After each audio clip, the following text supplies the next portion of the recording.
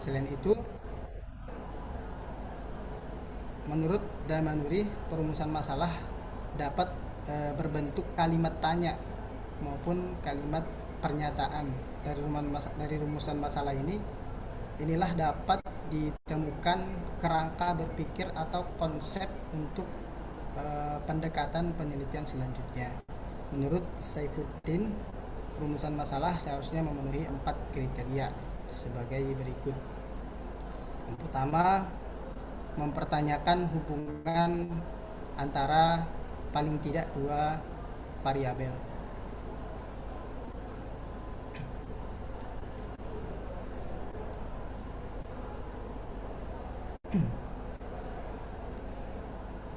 Kemudian yang kedua itu berbentuk kalimat tanya.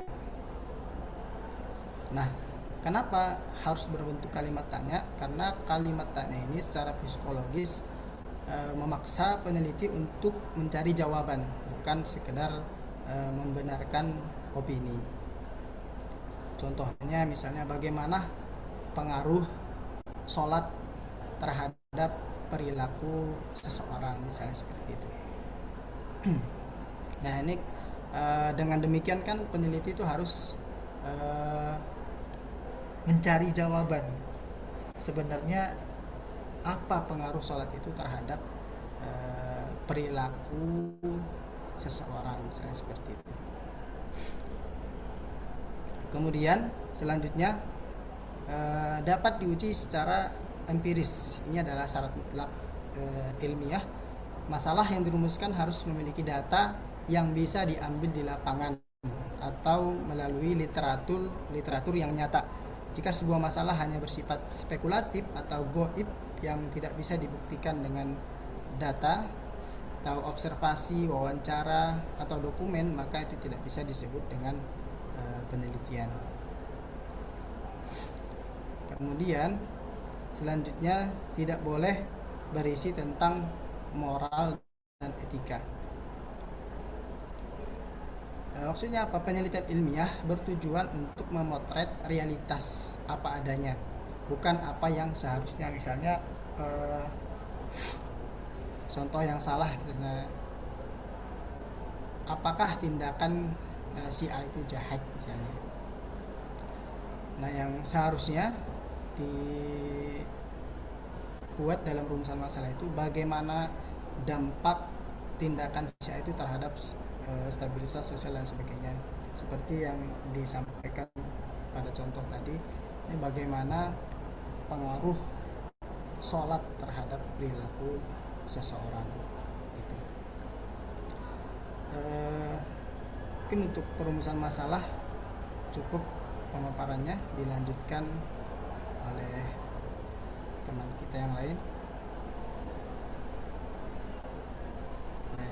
Ustadz Bayu, metode penelitian. Selanjutnya yaitu metode penelitian. Dalam penyusunan proposal penelitian, peneliti itu dianjurkan untuk tahu dan menetapkan teknik pelaksanaan penelitian. Terdapat beberapa pilihan mengenai metode ini, yakni metode historis, deskriptif, korelasional, eksperimental, dan deskriptif analitis. Metode yang telah ditetapkan oleh peneliti bergantung pada tujuan dari penelitian tersebut. Apabila tujuannya untuk mendeskripsikan dan menganalisis peristiwa masa lampau, maka lebih tepat menggunakan metode historis. Adapun jika penelitian tersebut untuk mengetahui terdapat atau tidaknya hubungan satu variabel dengan variabel lainnya, maka metode yang dipilih adalah metode korelasi. Selanjutnya, peneliti perlu menjelaskan subjek penelitian, yakni sumber yang digunakan dalam memperoleh keterangan penelitian. Sumber tersebut bisa diperoleh melalui seseorang maupun sesuatu. Jika peneliti mendapatkan informasi melalui subjek penelitian, maka penelitian itu menggunakan jenis penelitian kepustakaan. Sedangkan jika sumbernya berasal dari informan atau dari informan, dengan demikian subjek penelitian seringkali dibagi menjadi dua bagian, yakni populasi dan sampel penelitian. Aspek lain yang perlu dijelaskan adalah teknik pengumpulan data. Teknik yang dapat digunakan antara lain yaitu ada angket atau kuesioner, tes, wawancara, observasi, dan pengamatan dari dokumen. Di masing-masing metode ini memiliki fungsi yang berbeda-beda sesuai dengan tujuan penelitian dan jenis data yang ingin kita cari, serta keadaan sumber informasi penelitian. Di dalam konteks tafsir, metode yang digunakan dalam penelitian mencakup pendekatan kualitatif. Jenis pendekatan metode tafsir yang digunakan ialah metode tahlili, maudhu'i, dan muqarran. Metode penelitiannya juga mencakup mengenai teknik pengumpulan data seperti studi literatur, observasi, wawancara, dan dokumentasi. Menurut Salim Asad, metode dalam penelitian tafsir terbagi menjadi tiga. Yang pertama, metode tafsir maudhu'i, tahlili, dan ketiga itu muqarran. Dan itu dari metode penelitian. Selanjutnya akan dilanjutkan oleh rekan saya. Baik, setelah poin metode penelitian, kita masuk ke aspek teknisi mengenai siapa atau apa yang akan kita teliti, yaitu populasi dan sampel. Nah, penting untuk kita garis bawahi bahwa sejak awal istilah pengertiannya populasi dan sampel ini memiliki perbedaan mendasar dalam penelitian kualitatif dan kuantitatif.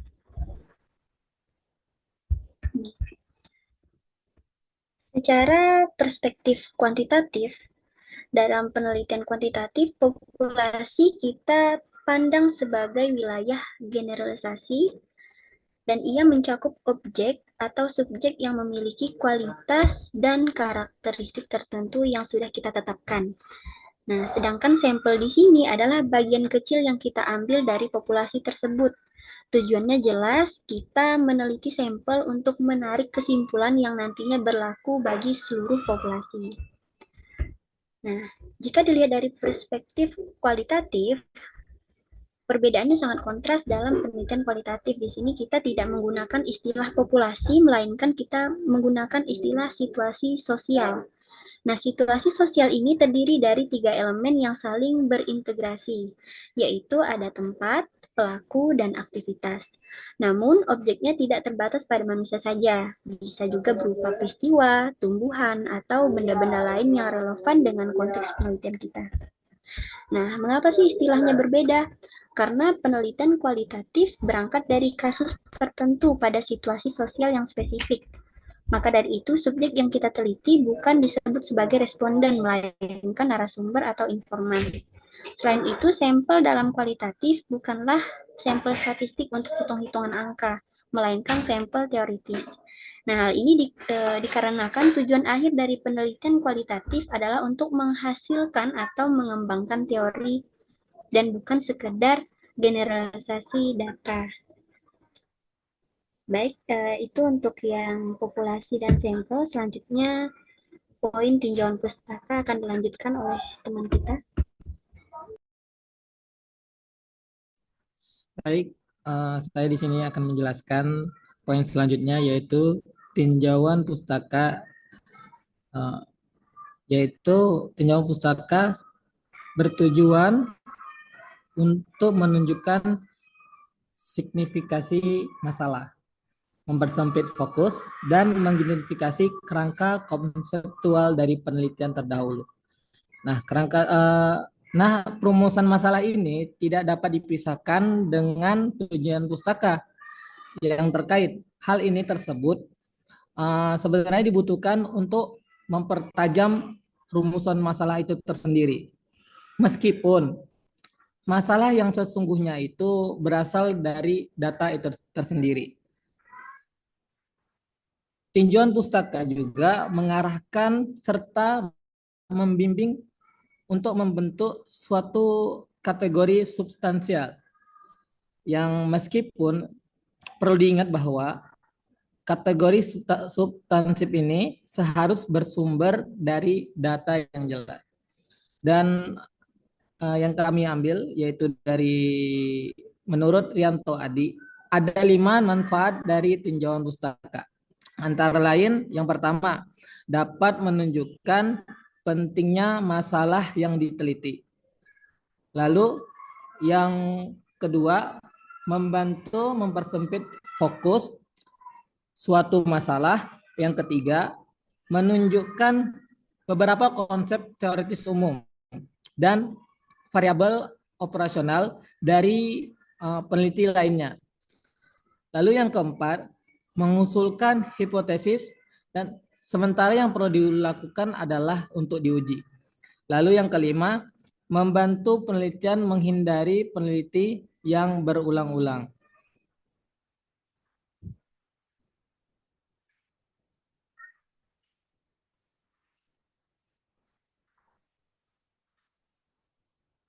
Baik, selanjutnya materi tentang kerangka teori akan dijelaskan oleh Ustadz Hafaz. Dipersilakan.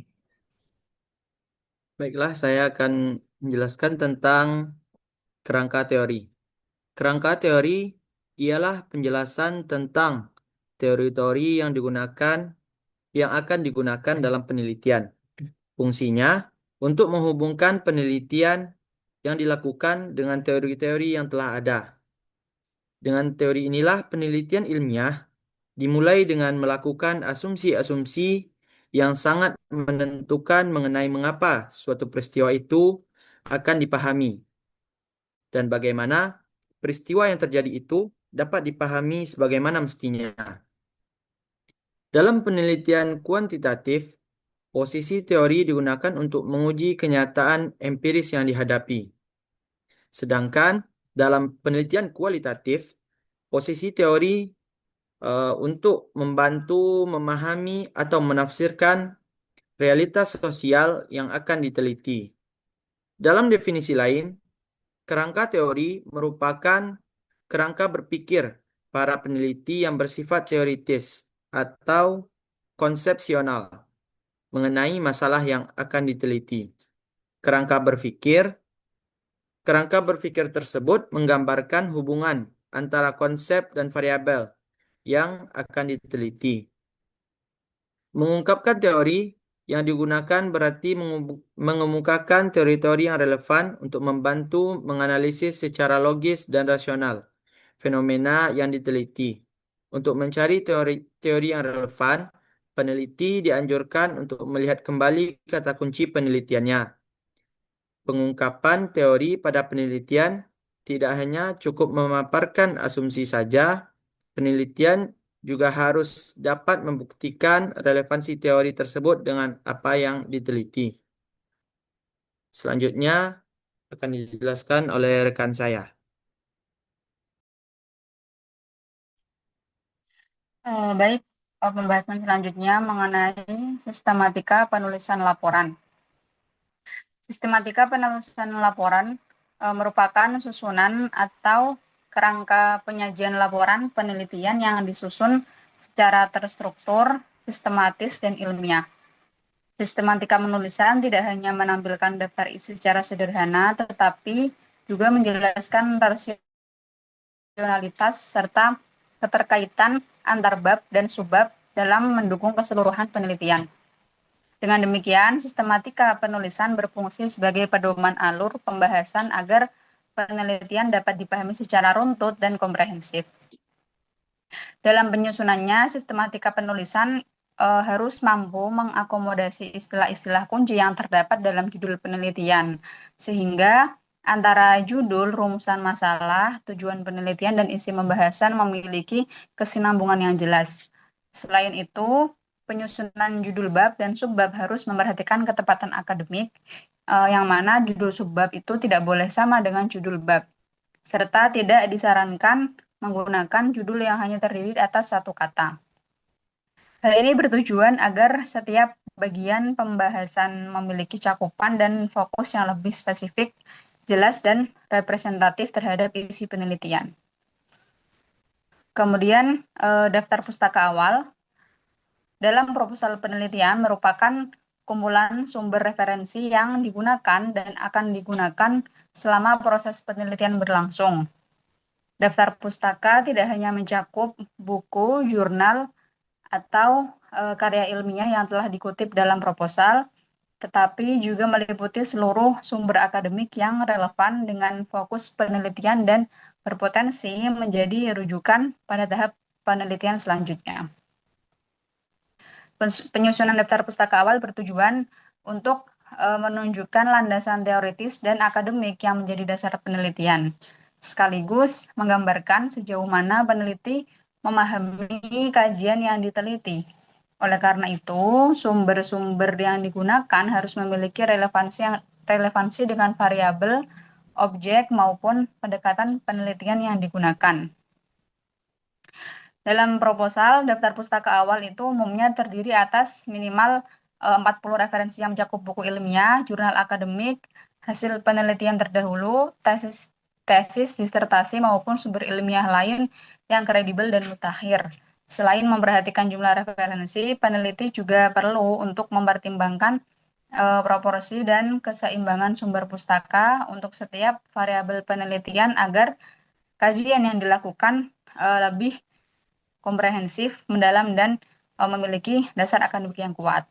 Dengan adanya daftar pustaka yang memadai, penelitian diharapkan bisa memiliki pijakan teoritis yang jelas, serta mampu mendukung proses analitis dan pembahasan secara ilmiah dan objektif.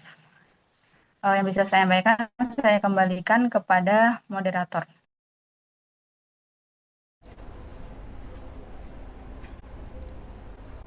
Baik, selanjutnya kesimpulan dari pemaparan pada sore hari ini. Desain penelitian merupakan rencana sistematis atau rancangan integral yang harus disiapkan sebelum riset dilakukan untuk memastikan hasil penelitian yang relevan, valid, kontekstual, dan dapat dipercaya. Desain penelitian yang baik mencakup unsur utama, yaitu yang pertama adalah judul. Penelitian itu harus memiliki judul, kemudian latar belakang, kemudian rumusan masalah, tujuan masalah, kemudian metode penelitian, kemudian kerangka teori yang mendukung dalam membangun sistematika berpikir yang objektif dan ilmiah. Mungkin itu pemaparan kami, pemaparan awal untuk tugas makalah kami. Untuk selanjutnya silahkan teman-teman yang ingin bertanya atau hal-hal yang perlu kita diskusikan, silahkan dikasih waktu.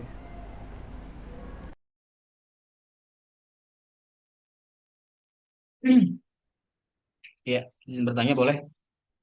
Siap, silakan Ustaz Lukman. Baik, ini kan materi terakhir kita ya, desain penelitian tafsir.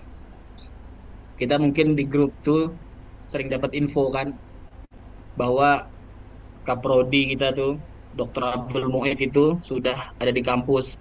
Beberapa kali kita dapat info forward dari Bu Siti Mariam, beliau ada di kampus di hari ini jam sampai sekian. Kemudian ada di kampus hari ini jam sekian sampai jam sekian, begitu. Mungkin bagi yang teman-teman yang tinggal di dekat PT IKI, rasa-rasanya tuh ingin bertemu beliau dengan membawa judul, begitu. Nah, ini pas dengan materi kita hari ini tentang desain penelitian tafsir. Nah, namun kan kita ini kan materi juga belum selesai. Bahkan di pertemuan mendatang kita baru akan membahas tentang pedoman buku eh, dari tesis ya, buku pedoman tesis keluaran dari PT IKI. Baru kemudian ada presentasi proposal tesis. Kita udah mulai belajar menyusun proposal tesis yang kemudian kita presentasikan. Nah, saya ingin fokusnya bahas terkait judul. Ya tadi kalau nggak salah dijelaskan oleh Ustazah Arini atau mungkin teman yang satu grup atau satu kelompok bisa dibantu jawab juga. Tadi disampaikan bahwa untuk menentukan judul itu berbasis masalah gitu ya. Ya orang-orang biasanya ngindarin masalah kalau tapi yang saya bahas di sini adalah apakah judul itu harus selalu berbasis masalah begitu. Apakah judul atau yang akan kita susun nanti atau proposal yang akan kita bikin nanti, apakah memang harus berangkat dari keresahan, berangkat dari masalah, gap penelitian atau fenomena begitu, yang yang ingin kita jawab masalah tersebut. Nah, maka baru kemudian lahirlah judul. Bisakah kita membuat judul itu tanpa mencari akar masalah? Begini contohnya. Misalkan eh, saya ingin menyelesaikan masalah di sekolah tertentu yang mereka terindikasi melakukan atau berdasarkan hasil riset dan survei mereka ini memahami ayat lakum dinukum waliyadin secara tekstual sehingga timbullah pemahaman intoleransi istilahnya gitulah ya mereka memahami lakum dinukum waliyadin pada surah Al-Kafirun itu secara tekstual sehingga menumbuhkan pemikiran bahwa mereka betul-betul tidak bisa bergaul, tidak boleh bergaul, tidak boleh berteman, bermuamalah dengan non-muslim. Istilahnya begitu. Nah, maka kan muncul sifat eksklusif nih di anak-anak sekolah tersebut. Sehingga muncullah judul, istilahnya begitu kan, penafsiran ayat-ayat toleransi dalam ya kita ambil dalam tafsir Al-Misbah dan relevansinya terhadap sikap keberagaman remaja muslim. Ini kan berangkat dari masalah. Nah, kalau misalkan tidak berangkat dari masalah, kita pengen sendiri nih judul yang unik. Kalau kata Pak dosen kan, kalau judul tuh yang unik biasanya itu jadi apa namanya hal yang menarik untuk dibahas. Misalkan saya pengen ngambil judul yang menarik atau yang berbeda dari yang lain, gitu ya. Saya misalkan ambil dari judul lagu, lirik lagu yang judulnya itu judul lagunya itu satu jadi Dewa 19 misalkan begitu. Lirik lagu Dewa 19, lirik lagu satu Dewa 19 itu kan di dalam liriknya itu terdapat nilai-nilai sufistik di mana Ahmad Dhani selaku penulis lirik ini dan pencipta lagu ini dia memahami bahwa lirik yang dia bikin itu tergantung bagaimana pendengar atau penikmat musik mengartikannya. Tapi kalau kita pahami itu ada begini ya. eh, Apa namanya? Dengan matamu aku memandang, dengan kakimu aku melangkah. Nah, ini kalau kita pahami secara ilmu kalam atau nilai sofistik ini seperti wahdatul wujud kan, begitu. Ya, teori wahdatul wujudnya eh apa namanya? Al-Hallaj atau apa namanya? Syed Jenar, istilahnya gitu.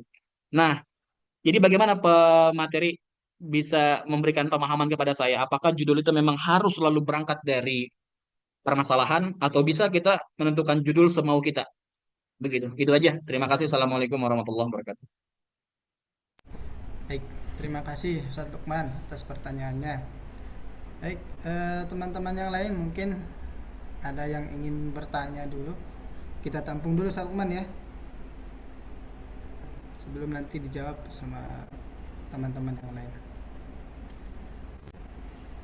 Silakan teman-teman semuanya. Atau ada yang ingin menjawab pertanyaan tersebut boleh ya.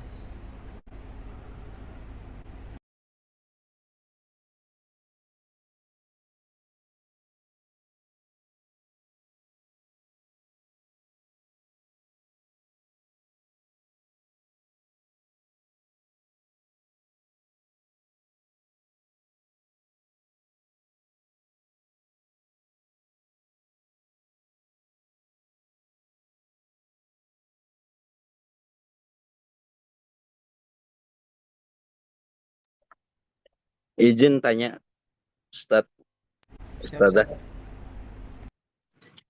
Eh, Ustadz Bayu, mengapa metode tahlili, maudhu'i, muqarron itu disebut metode penelitian gitu? Padahal kan sejauh pemahaman saya itu tahlili, maudhu'i, muqarron itu kan metode penafsiran. Kemudian ini kan ada konsep di RPS itu kan ada konsep populasi dan sampel ya. Nah, seberapa pentingkah konsep populasi dan sampel ini digunakan dalam penelitian tafsir yang berbasis library research seperti itu? Itu pertanyaan saya. Terima kasih. Ustadz Farid Afan. Pertanyaan kedua mungkin bisa diulang ini. Seberapa pentingkah? Seberapa pentingkah ini konsep populasi dan sampel itu loh digunakan untuk penelitian tafsir berbasis library research? Sejauh mana itu?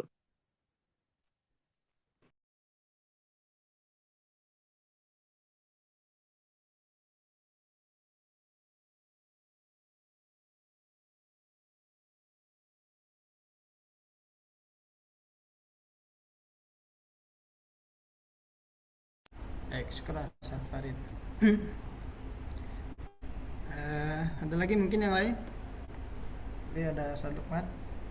Pertanyaannya, apakah judul itu harus selalu berbasis masalah atau berangkat dari suatu masalah? Kemudian Ustadz Farid tadi dua pertanyaan ya. Apakah mengapa metode tahlil itu atau muqarron bisa dikatakan metode penelitian gitu ya? Kemudian yang kedua, seberapa pentingkah konsep populasi dan sampel itu digunakan untuk penelitian tafsir berbasis library research? Mungkin bisa dijawab dulu pertanyaan pertama, gimana saja Rini, atau nunggu yang lain dulu?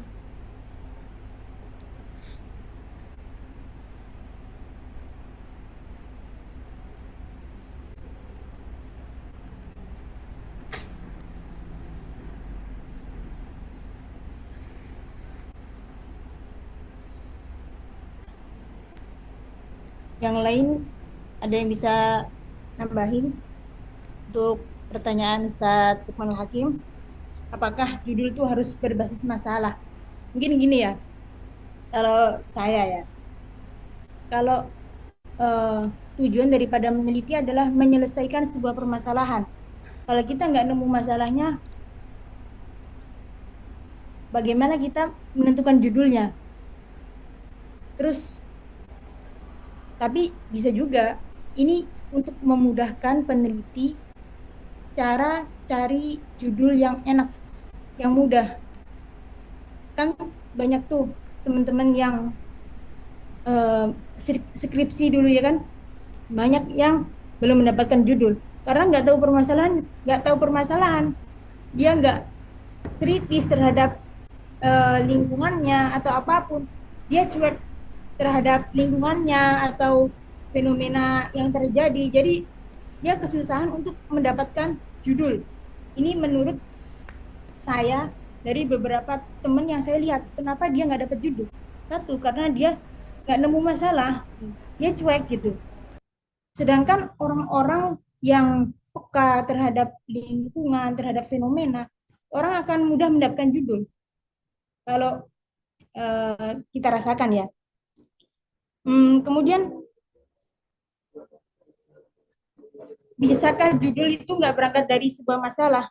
Sebenarnya bisa, cuman untuk skripsi atau penelitian yang hanya untuk mendeskripsikan sesuatu yang belum pernah ditulis gitu, itu mungkin tidak lahir dari sebuah masalah. Contoh kayak tapi tetap ada masalahnya sih, maksudnya gimana ya, nggak bisa kita memisahkan antara pemilihan judul dengan masalah gitu, apalagi batasan masalah. batasan masalah kan penting banget buat nentuin judul. Kalau nggak gitu, judul kita akan terlalu melebar, ya kan? Kalau nggak ada batasan masalahnya. Mungkin untuk kita mudah menentukan judul kan kita lihat gini, orang mudah menemukan judul itu satu dari fenomena kan. Fenomena apa yang lagi booming, apa yang lagi viral, kan kita jadi pengen nulis penelitian tentang itu gitu. Satu dari fenomena. Kemudian dari keingintahuan, keingintahuan sesuatu. Kayak ketika kita pengen tahu tentang suatu hal, maka kita ini bagus nih jadiin judul kan gitu kan. Kemudian dari permasalahan ya tadi dari fenomena keingintahuan, terus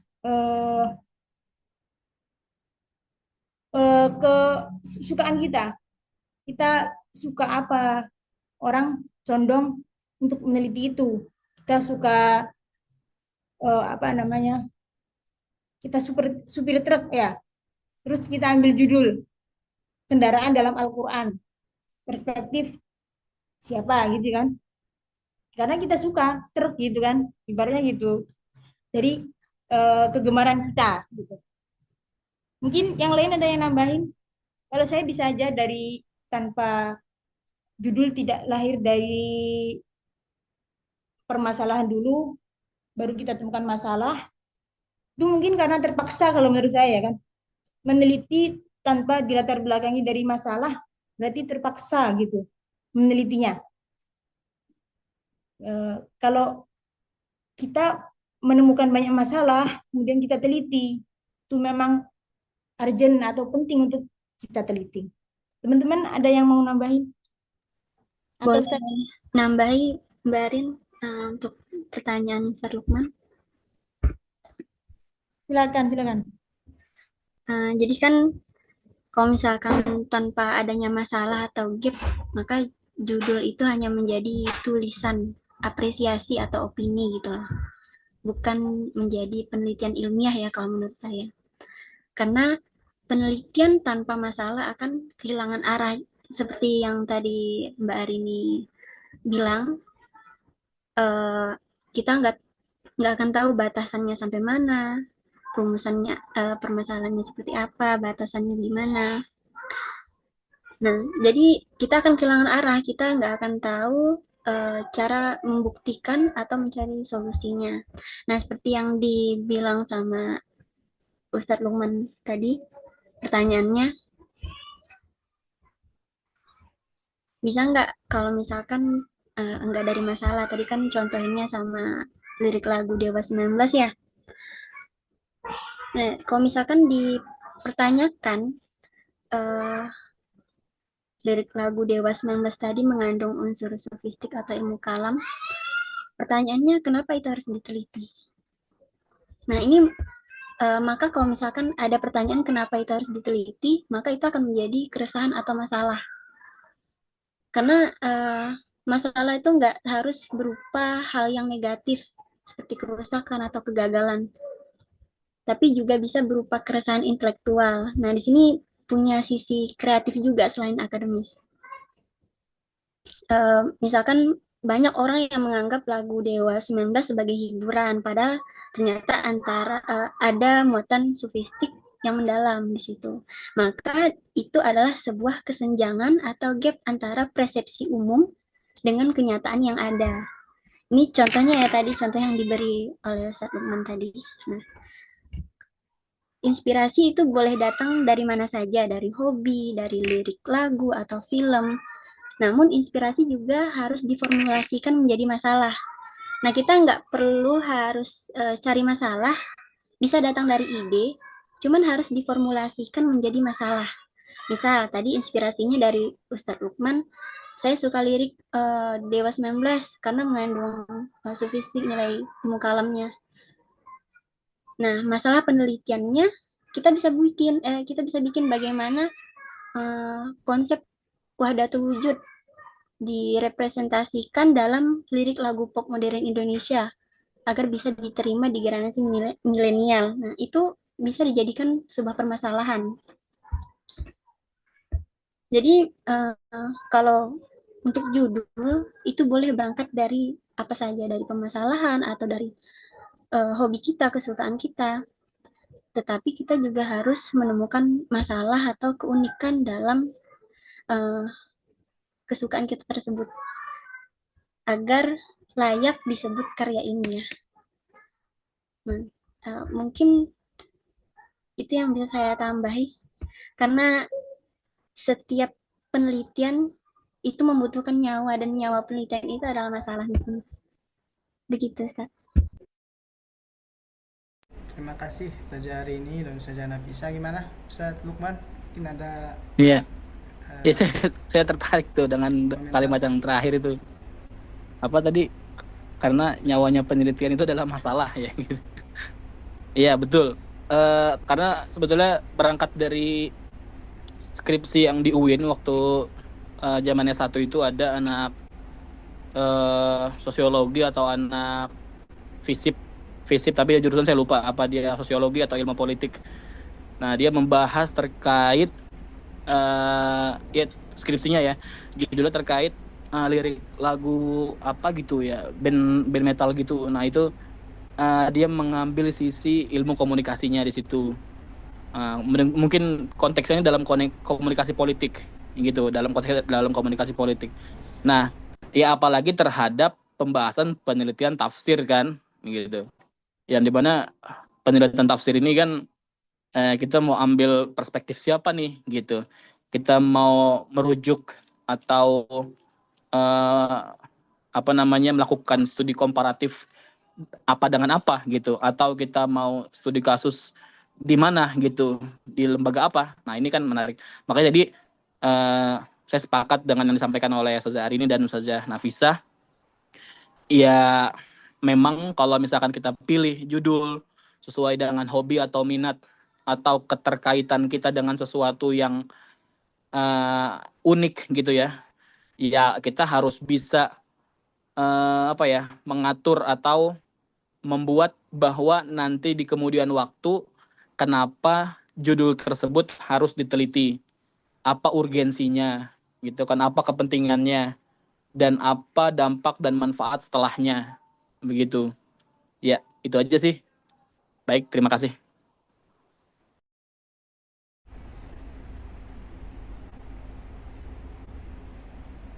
baik. Selanjutnya mungkin pertanyaan dari Ustadz Farid Husnin tadi. Ustadz Faridnya lagi izin ya.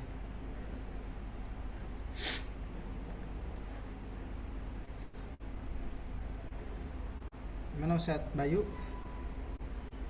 Langsung dijawab. Kemudian nanti ada pertanyaan kepada Ustazah Minna ya. Mungkin dipersiapkan, nanti bisa dijawab.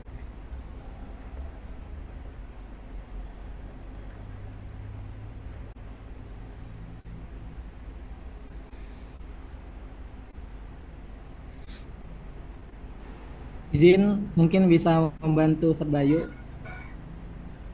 Siap. Pertanyaan Ustaz Farid ya, tapi Ustaz Faridnya lagi ke toilet ya. Iya. Seberapa penting konsep populasi atau sampel pada penelitian library research? Nah, ini bisa kita batasin dari langkah awal, yaitu memilah apakah kajian kepustakawan, kan library research kan hampir sama dengan kajian pustakawan kan, cuma beda bahasa aja. Ini kita bisa lihat dari judulnya dulu. Apakah library research itu ada keterkaitan dengan judul kita supaya tidak terlalu banyak yang diambil referensi, karena kalau kita terlalu banyak ambil referensi kan kita pusing tersendiri gitu. Jadi kita harus fokus pertama yaitu melihat judul kita dulu, baru kita bisa mendapat apa itu batasan. Lalu kalau misalnya dalam library research nih, kita tidak perlu menghitung dulu seperti yang kuantitatif ya, yang menghitung segala macam. Kita bisa mencari kualitinya dulu. Apakah dari hasil dari kita dari riset kita itu bisa memberikan jawaban solusi dari permasalahan yang ada dalam judul kita. Lalu yang ketiga, menghindari adanya beberapa literatur yang prematur atau yang agak kurang bisa kita ambil, atau landasan yang kurang untuk kita. Kenapa? Karena misalnya kita lihat dari biografinya, pendidikannya, atau dari hasil dari isi dalam penelitiannya, terus coraknya. Misalnya dalam penelitian tafsir kan ada coraknya, apakah dia itu ala dabi ijtimai atau apakah dia mempunyai suatu yang problematika di dalamnya. Nah, itu bisa kita batasi dari segi itu. Baik, itu saja. Mungkin Ustaz Bayu bisa menambahi apa yang pertanyaan dari Ustaz Farid. Terima kasih.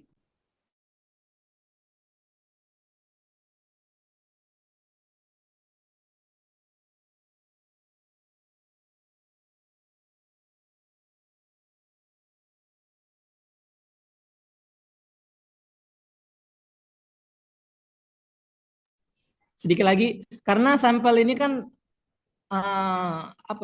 sampel itu kan suatu contoh atau bagian dari penelitian. Misalnya kalau dalam kedokteran kan, kalau misalnya kita memilih suatu hewan, pasti sampelnya ada hewannya. Kalau kita mengkaji suatu tafsir, kita cari dulu sampelnya apa. Misalnya kita mengambil tentang agak kesastraan, mungkin bisa ngambil dari tafsir Al-Azhar untuk Indonesia, atau bisa kita ambil sampelnya dari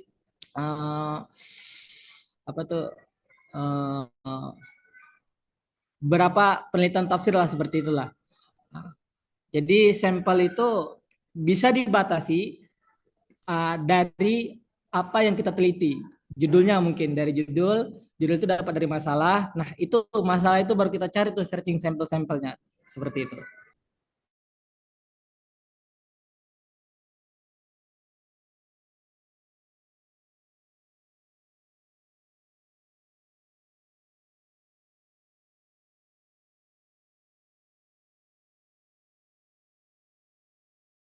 Ustadz Bayu, mana Ustadz Bayu nih? Ustadz Bayu ada tambahan? Izin Ustadz Ali. Oh iya, Ustadz Fatah. Saya penasaran. Saya mau nanya. Oh, siap. Mau minta izin sebenarnya sih. Jadi saya kan awam ya di jurusan ilmu Quran dan tafsir ini. Nah, berhubung yang dibahas adalah desain penelitian, maka boleh nggak setiap makalah hari ini memberikan gambaran desain penelitian di skripsi pada S1-nya begitu, supaya kita bisa punya gambaran nih desain penelitian tafsir itu yang masing-masing sudah dijalani seperti apa begitu. Itu aja sih dari saya, Ustadz Ali.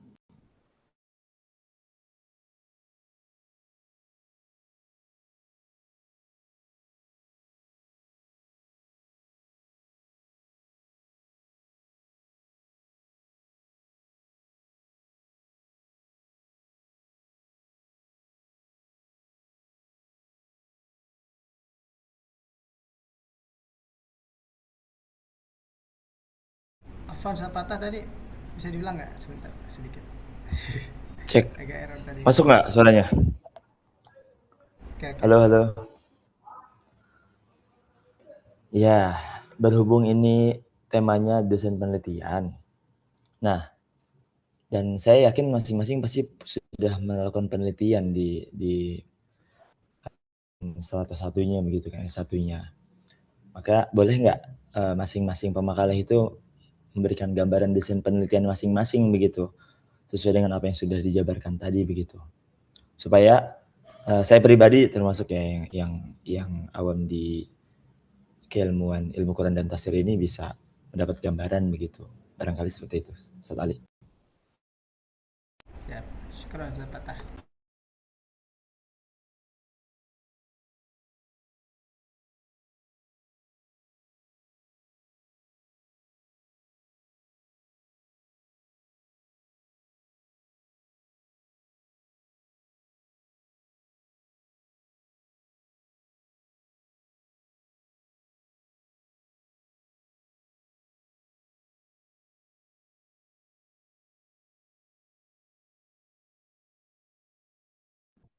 Izin Ustadz Ali mau bertanya. Siap, Ustaz.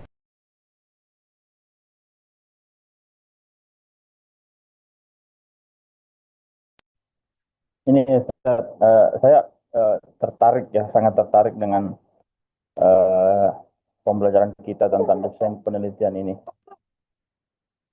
Eh, ini desain penelitian yang dipresentasikan oleh saudara-saudari tadi, ustaz-ustaz barusan itu, saya melihatnya itu lebih kepada apa namanya, penelitian library ya, artinya penelitian berdasarkan dengan apa istilahnya itu ya, penelitian keperpustakaan seperti itu. Nah, terus bagaimana pandangan para pemakalah apabila dalam proses penelitian ini, karena gini, saya punya kawan di UIN Alauddin Makassar, dia itu pernah mendengar asumsi opini dari dosennya, katanya penelitian sekarang yang lagi tren-trennya itu adalah penelitian kepustakaan ya, tapi objek penelitiannya itu adalah lapangan. Jadi kalau kita ditafsir ini mungkin judulnya itu apa namanya, ada living Qurannya, tetapi model penelitiannya itu kepustakaan. Nah, jadi ada dua metode ya, metode berdasarkan dengan di dalam buku ya, kepustakaan, library research itu dengan living Quran. Itu bagaimana menurut pemakalah opini seperti ini? Apakah lebih memudahkan judul kita diterima ya, atau bagaimana? Mungkin salah satu contoh begini, Ustadz. Misalnya peran pertambangan di Sulawesi Tenggara dalam mendukung penghijauan ya, sebagai bentuk kepedulian lingkungan dalam perspektif misalnya tafsir Al-Misbah. Ini kan objeknya ini lapangan, tetapi kita memakai perspektif tafsir Al-Misbah seperti itu. Mungkin mudah-mudahan dipaham ya. Mohon maaf kalau berputar-putar bahasa saya.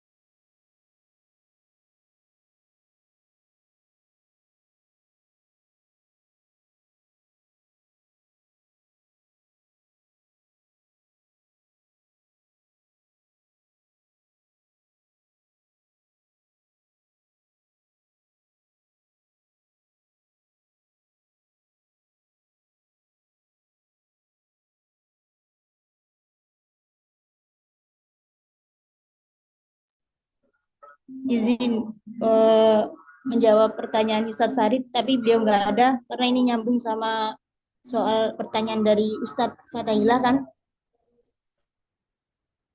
Apakah metode tahlili, maudhu'i, muqarron itu merupakan memang metode penelitian tafsir gitu kan? Iya gitu. Contoh kalau tahlili kan tahlili lebih terperinci dalam membuat penelitian kita. Kemudian kalau maudhu'i itu tematik, kalau muqarron membandingkan gitu. Kalau tahlili kan definisi sendiri kan menguraikan ayat per ayat, kemudian kata per kata sesuai urutan mushaf, mulai dari mana bahasanya gimana, sebab nuzulnya gimana ya kan. Nah, contohnya gini Ustaz Fatah. Contoh kalau tahlili gini. Penafsiran Quran surat Al-Baqarah ayat 30 sampai 39. Menurut metode tahlili dalam gini. Penafsiran Quran surat Al-Baqarah ayat sekian sampai sekian, penafsiran tentang sesuatu, perspektif tafsir Al-Misbah atau Buya Hamka gitu kan. Jadi ayatnya berurutan dan kita lebih terperinci dalam menjelaskannya. Kalau Maudhu'i kan yang kayak saya sebutkan tadi, kayak kendaraan dalam Al-Quran, perspektif siapa ya. Berarti kita mencari ayat-ayat tentang itu gitu. Atau apa konsep mental health dalam Al-Quran, studi tafsir Maudhu'i.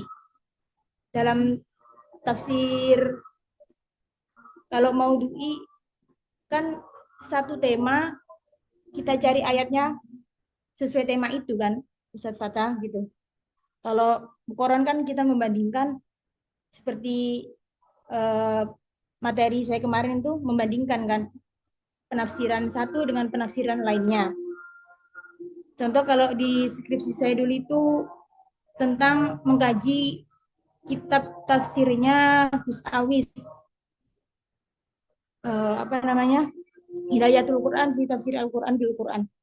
Itu judul saya hierarki tafsir Al-Quran, studi kritis terhadap manhaj kitab tafsir Hidayatul Quran fi Tafsir Al-Quran bil Quran karya Kiai Haji Afifuddin Dimyati. Nah, mengapa saya ambil judul itu? Karena satu, itu kitab tafsir terbaru 2023. Jadi saya ambil itu. Kemudian dalam manhajnya beliau mengambil manhaj Qurani. Jadi beliau menafsirkan Al-Quran dengan Al-Quran. Maka saya tertarik apakah betul dalam semua kitabnya, dalam penafsirannya, beliau menafsirkan ayat Al-Quran dengan Al-Quran. Maka saya tertarik meneliti itu gitu.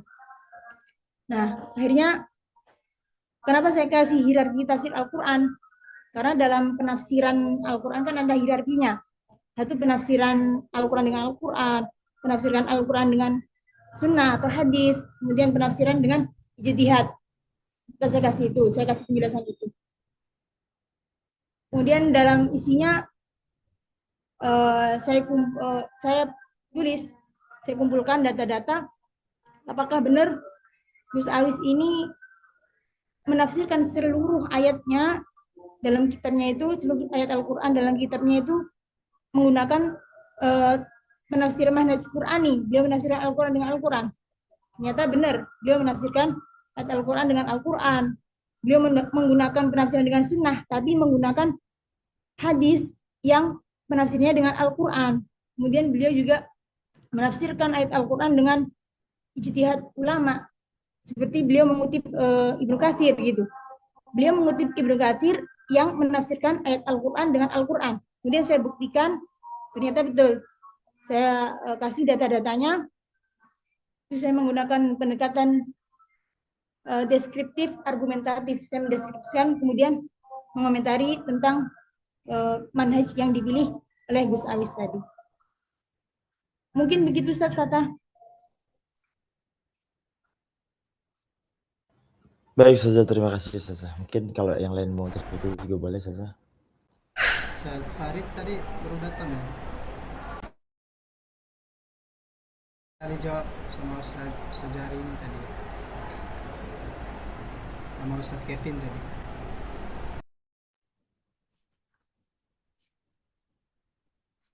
Mungkin ingin menambahkan yang Ustaz Fathahilah, bagaimana sih kita mendesain penelitian, contohnya kayak dalam jurusan ilmu tafsir ini ya.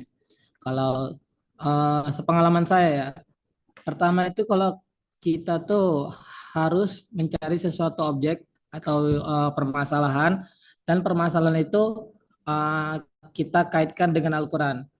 Berhubung saya juga mengambil metodenya Tahlili dan dua metode juga sama library set. Kenapa? Karena dua metode ini bisa membantu untuk memenuhi solusi rumusan masalah. Karena kalau misalnya hanya library set, itu saya nggak dapat tuh apa solusi saya dalam penelitian saya. Nah, jadi saya pakai dua metode, yaitu metode Tahlili sama library set.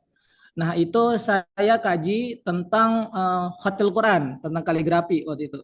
Jadi waktu saya masih sempro, itu judul saya ditolak sama dosen, tapi saya lawan. Karena katanya judul saya ini hanya lari ke sastra. Sedangkan menurut saya dasar tentang Al-Quran yaitu dari penulisan Al-Quran.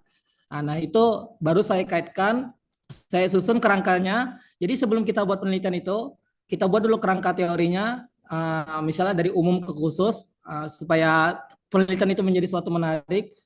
Dan itu kita kaitkan dengan karena waktu itu masih skripsi, jadi kan masih memilih salah satu mufasir. Dan saya mengambil waktu itu mufasirnya kitab Abu Hayyan Al-Andalusi yang kitab apa saya agak lupa juga tuh. Nah itu juga saya teliti dan dari penelitian tafsir beliau saya kaitkan dengan penelitian tafsir yang ada di Nusantara di Indonesia. Kenapa? Karena mungkin atau bisa jadi penelitian ini bisa terpakai untuk generasi-generasi yang setelahnya atau para mungkin saya tuju waktu itu santri-santri yang ada di Sumatera gitu. Nah, jadi dah ketemu dengan kerangka teorinya, baru kita buat kajian pustakawannya. Nah, kajian pustakawannya dikaitkan dengan apa itu rumusan masalah, seperti itu Ustaz Fatah. Lah kita jelasin karena tahlili kan secara analisis ya. Kita kaitkan di dalam Al-Quran kan beberapa bahasa Al-Quran ada bahasa secara global. Kita tambah lagi dengan hadis, ijtihad sahabat, lalu ada juga kata-kata tabi'in, ada juga ulama-ulama disatukan sampai tersusun dengan sistematis seperti itu. Sama satu lagi ada dulu waktu itu saya kan waktu itu di sidang sama Prof. Agil, beliau mengatakan kalau setiap nama-nama Arab kan banyak yang nama yang sama. Dan itu dikaitkan dengan wafat-wafatnya seperti itu. Wafat kenapa? Karena itu salah satu identitas bahwasannya itu sebenarnya masalah terjadi di mana? Apakah di daerah tanah Arab atau di daerah di tanah Nusantara? Setelah kita kaji penelitian itu, barulah kita simpulkan hasil penelitian saya bahwa dengan adanya penelitian saya yang kaligrafi ini bahwa Al-Quran pertama diturunkan dari lisan dan lisan itu baru diturunkan kepada beberapa sahabat dan ada beberapa sahabat menulis, maka jadilah suatu penelitian saya yaitu Khatil Quran seperti itu. Lalu diimplementasikan bagaimana perkembangan kaligrafi itu, misalnya udah berkembang sampai ada larinya ke suatu seni. Misal dari dulunya kufi berubah jadi seperti yang naski yang sangat halus tulisannya seperti itu. Lalu hasil itu disimpulkan dan simpulan itu bisa dipakai untuk beberapa akademik mungkin atau beberapa para keluarga kita, keluarga yang seagama atau beberapa yang di budaya barat pun mungkin ada beberapa yang juga tertarik seperti itu. Jadi seperti itulah desainnya dari pandangan perspektif saya. Terima kasih. Jadi belum selesai itu Mas Kevin. Iya, yang nama terus kemudian setelah nama itu ada tahun wafatnya. Ada wafatnya. Itu gimana tuh? Jadi setiap nama itu misalnya namanya waktu itu pakai nama Syaukani. Beliau bilang Prof. Agil katanya ini Syaukani mana? Syaukani kemarin baru nongkrong di tempat kedai kopi katanya kayak gitu. Saya bilang Syaukaninya itu ada. Saya di mana saya agak lupa itu waktu itu beliau. Jadi saya bilang Syaukani yang ini Ustadz yang ini. Nanti dicantumkan wafatnya atau misalnya nggak ada nih wafatnya, kelahirannya seperti itu. Kan dia belum wafat nih. Beliau misalnya yang kita ambil teliti, kita ambil dari kelahirannya seperti itu. Terima kasih.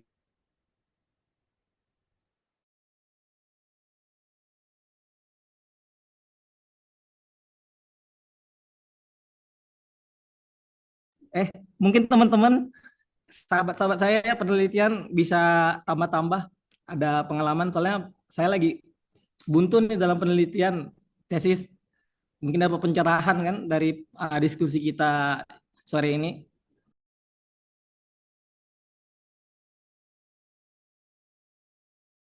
Atau Ustadz Dimas mungkin yang dari Timur Tengah, beliau kan Masya Allah dapat masukan kan atau apa bahan dari sana. Soalnya ada adik kelas saya yang di sana katanya di Mesir beliau apa bilang ada tuh penelitian tentang menjawab kasusnya yang Gufron yang Ashkali Inna itu katanya kayak gitu.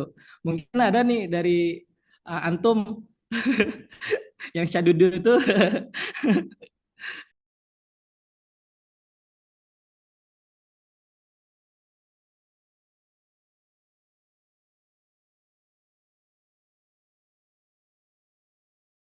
Terima kasih Mas Kevin. Mungkin ada beberapa yang belum dijelaskan mungkin karena obrolan saya terlalu panjang atau terlalu muter-muter yang sulit dipahami mungkin bisa kasih aja masukannya Ustaz Fatahila.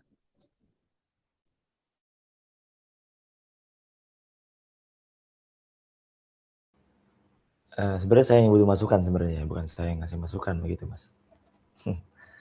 Ya.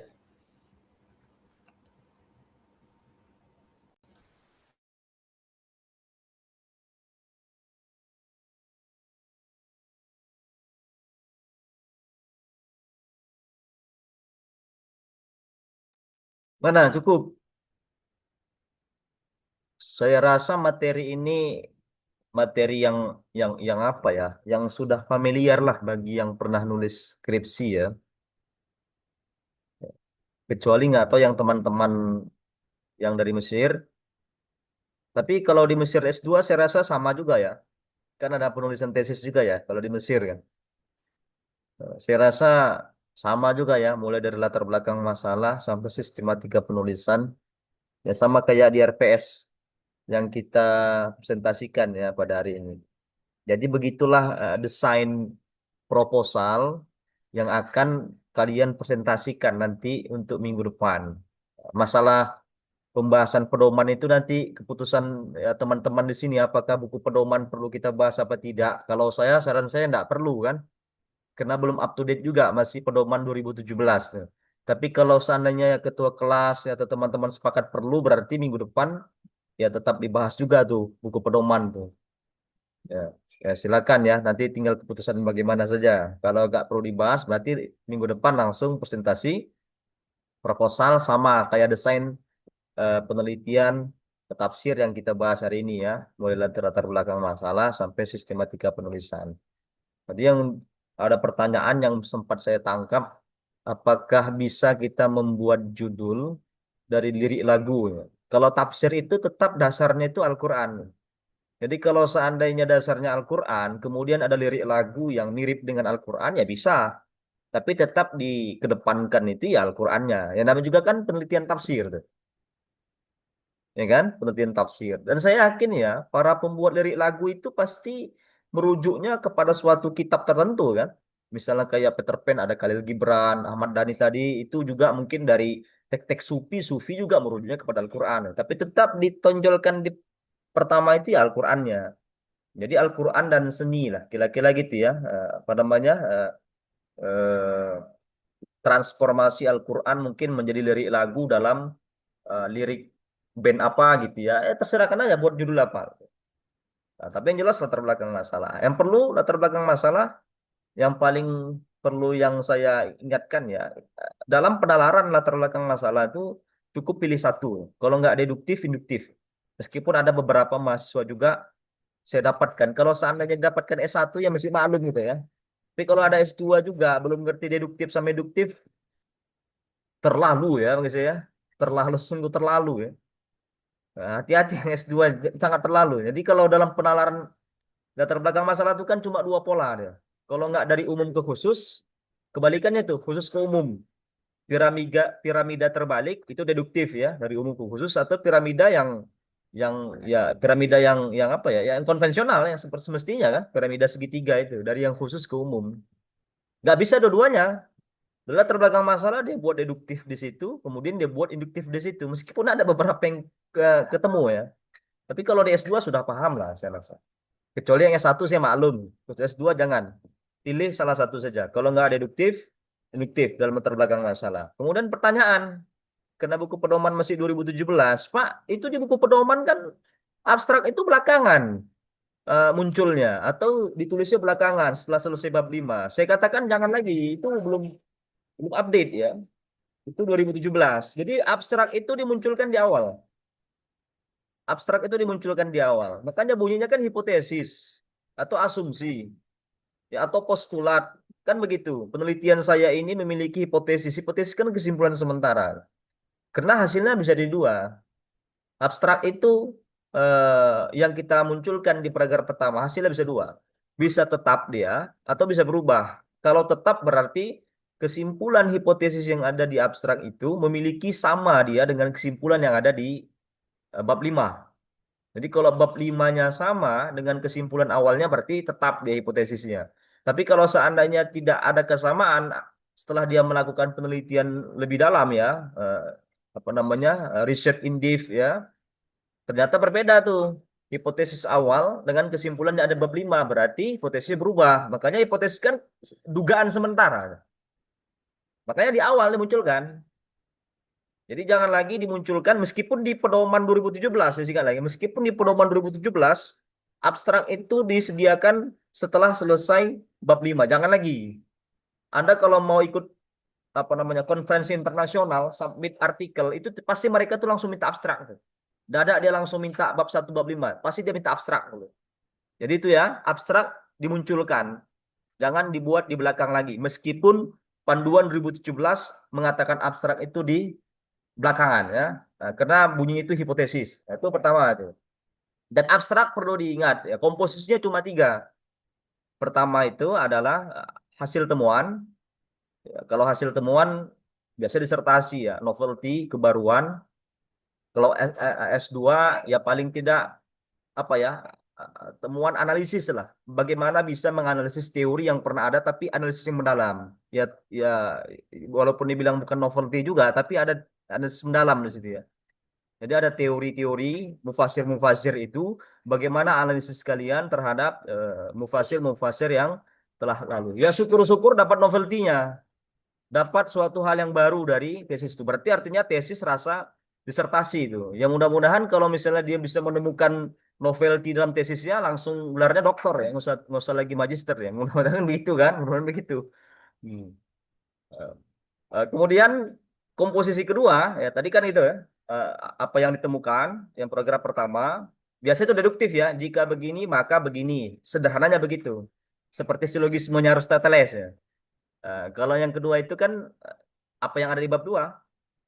Jadi mufasir perdebatan masalah misalnya apa? Masalah apa yang diperdebatkan dalam tafsir. Nah, itu bab 2 ya. Nama-nama tokoh-tokoh tafsir itu udah muncul disimplifikasi di paragraf itu yang paragraf 2-nya. Paragraf pertama itu temuan, paragraf keduanya itu adalah landasan teoris atau debat akademik. Yang ketiganya baru masuk metodologi penelitian. Inilah makalah yang kita bahas di semester ini kan. Ya, mau menggunakan pendekatan apa dia? Kualitatif, kuantitatif. Dan biasanya tafsir ini lebih banyak menggunakan kualitatif ya. Adapun kuantitatif biasanya masuk populasi sampel tuh. Kapan populasi sampel itu digunakan? Nah, kita pernah belajar ya dalam RPS itu. Seharusnya cuma 2 ya. Yang menggunakan populasi sama sampel cuma 2. Yang pertama yang paling fenomena. Fenomena ini berkaitan dengan living Quran. Jadi ketika Anda meneliti living Quran dalam suatu komunitas, disitulah ada mungkin sampel dan populasi. Satu lagi kontekstual. Cuma 2 ini. Yang lebihnya tidak ada menggunakan populasi dan sampel. Jadi silakan saja ya. Kalau meneliti living Quran, ada komunitas yang agak unik ya. Nah, jadikan itu populasinya. Kalau populasinya 100, ambil semua. Tapi kalau populasinya ada rumusnya ya. Rumusnya banyak, silakan lah. Ada rumus Lopin, ada rumus silakan ada rumus banyak rumusnya ya.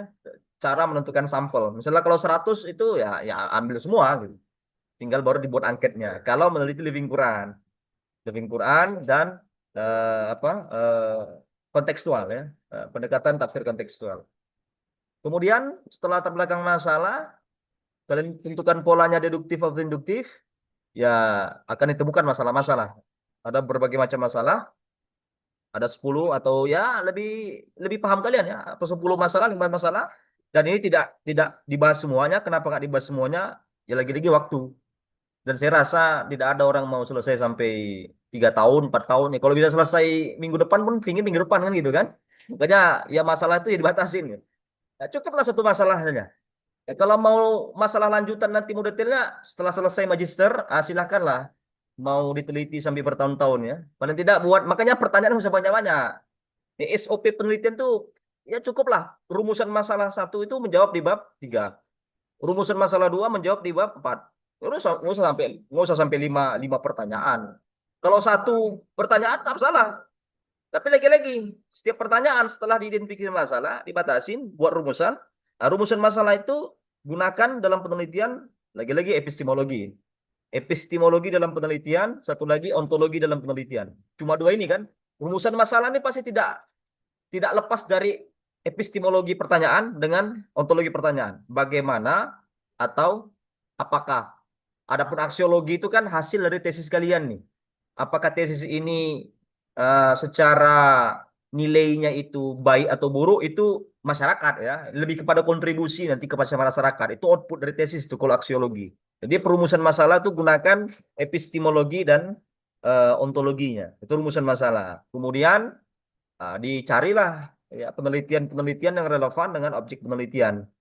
Ya, kalau neliti tentang durian, ya kan bukan kalian saja yang neliti tentang durian kan, apalagi ini rumpun ilmu sastra, rumpun ilmu humaniora, bukan sains ya. Kalau sains mungkin ada upgrade yang terbaru nih, tapi kalau yang namanya ilmu sastra ini, ya ilmu apa namanya linguistik, ilmu tafsir ini, ya pasti sudah ada membahas durian, mungkin sebelumnya membahas tentang kulit durian. Mungkin sebelumnya membahas tentang rasa durian. Nah, itu jadi relevan ya, relevansi dengan penelitian. Ya tampilkan apa namanya penelitian-penelitian dan relevansi dengan penelitian kalian ya. Kalau bisa yang 5 tahun belakangan lah. Kalau 10 tahun bisa Pak?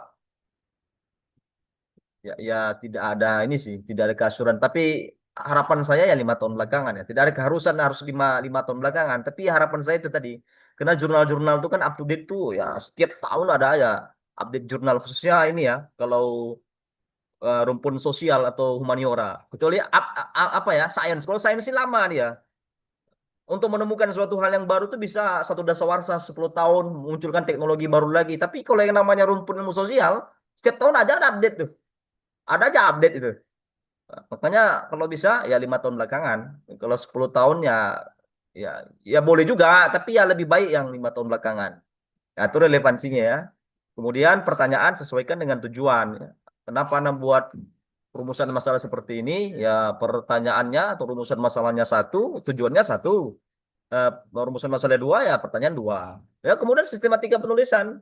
Baru metodologi. Metodologi, ini bedakan metodologi dengan metode penelitian. Pernah saya jelaskan juga di pertemuan berapa itu.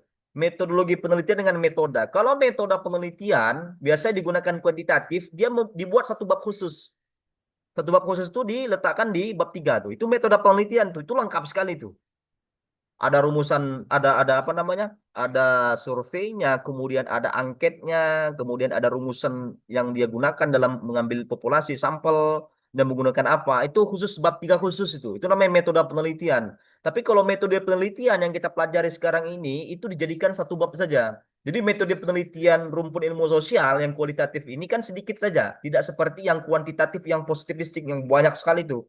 Beserta dengan tabel-tabel angket-angketnya, jadi disatukan di bab 1, nggak usah jadikan bab 3. Karena kalau dia meneliti tokoh, biasanya di bab 3 itu langsung tokohnya.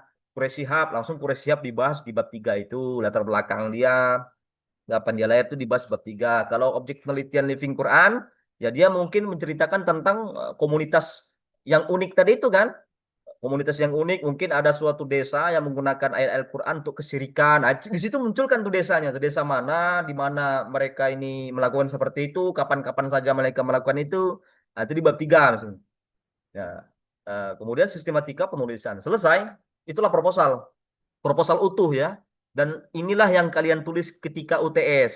Makanya harapan saya UTS itu jangan berubah-berubah lagi. Itulah yang akan jadikan presentasi proposal.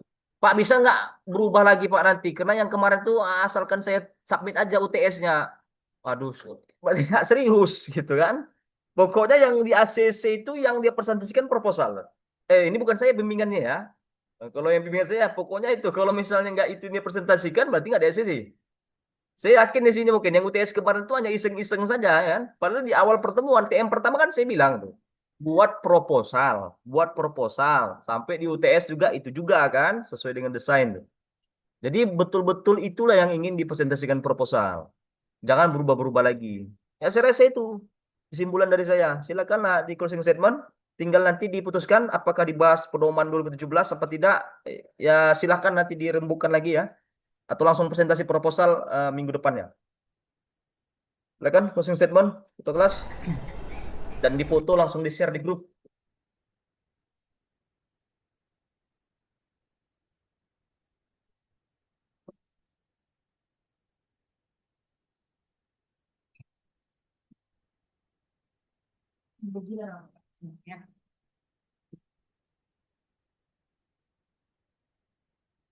Ayo silakan. Pemakalah di closing statement. Baik, terima kasih kita ucapkan kepada dosen kita Dr. Zakir Husin Lubis yang sudah memaparkan tadi terkait dengan lebih jelas lagi terkait dengan desain penelitian. Mudah-mudahan kita semuanya nanti bisa lulus tepat waktu. Amin. Demikian dari kami kelompok 2. Terima kasih kami ucapkan. Assalamualaikum warahmatullahi wabarakatuh.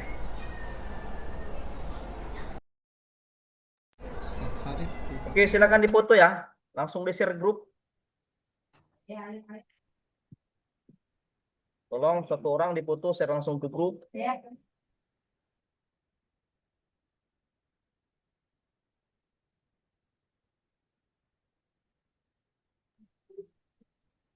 Oke, terima kasih. Ketemu lagi sampai di hari Rabu depan. Assalamualaikum warahmatullahi wabarakatuh. Waalaikumsalam warahmatullahi wabarakatuh.